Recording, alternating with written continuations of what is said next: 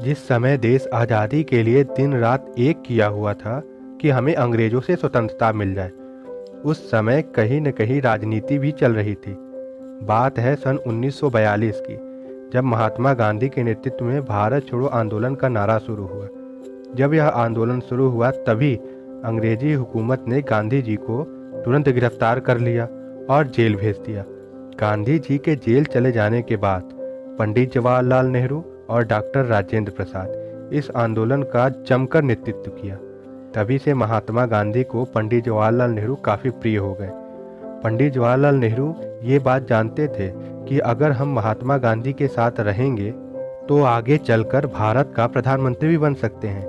इसलिए पंडित जवाहरलाल नेहरू ने दिन रात भारत की स्वतंत्रता के लिए महात्मा गांधी के साथ रहे और उनकी हर एक बात मानी। लेकिन महात्मा गांधी के मन में एक और भी प्रिय नेता था और वो थे सरदार वल्लभ भाई पटेल, जो कि एक प्रतिभावान नेता थे, जो भारत के लिए कुछ ऐसा कर गए जो कि आज तक भारत उनका ऋणी है। आज़ादी के पहले भारत में केवल एक पार्टी थी और वो थी कांग्रेस, जो कि राष्ट्रीय स्तर की पार्टी थी। 1946 में जब आज़ादी मिलने की उम्मीद बढ़ी, तभी कांग्रेस द्वारा सरकार के गठन की प्रक्रिया भी शुरू हुई। सभी की निगाहें कांग्रेस के अध्यक्ष पद पर थीं, क्योंकि जो कांग्रेस अध्यक्ष बनेगा वही देश का प्रथम प्रधानमंत्री चुना जाएगा। और साथ ही ये बात भी सब जानता था कि महात्मा गांधी जिसको चुनेंगे वही कांग्रेस का अध्यक्ष बनेगा और भारत का प्रथम प्रधानमंत्री भी बनेगा। वोट का कोई मान्य नहीं होगा, ये बात सभी जानते थे। 1942 के भारत छोड़ो आंदोलन में भाग लेने के कारण कई नेता जेल में थे, जिसके कारण कई सालों से कांग्रेस का अध्यक्ष पद का चुनाव नहीं हुआ था। 1945 तक कांग्रेस के अध्यक्ष पद को मौलाना अबुल कलाम आज़ाद ने इस पद को संभाला था। 1946 में कांग्रेस में अध्यक्ष पद का चुनाव होना था और इसके लिए अबुल कलाम आज़ाद फिर से तैयार थे और वो भी भारत के प्रथम प्रधानमंत्री बनना चाहते थे।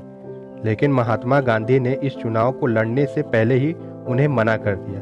29 अप्रैल 1946 अध्यक्ष पद के लिए नामांकन भरने की अंतिम तारीख थी। नामांकन पूरा होने के बाद चुनाव शुरू हुआ।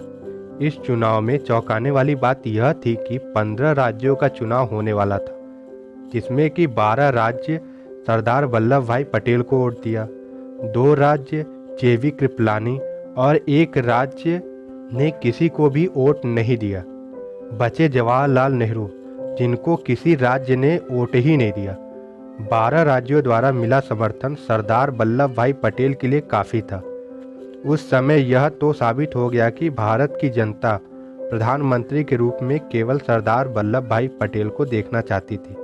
लेकिन सरदार वल्लभ भाई पटेल ने अपनी खुशी जाहिर नहीं की।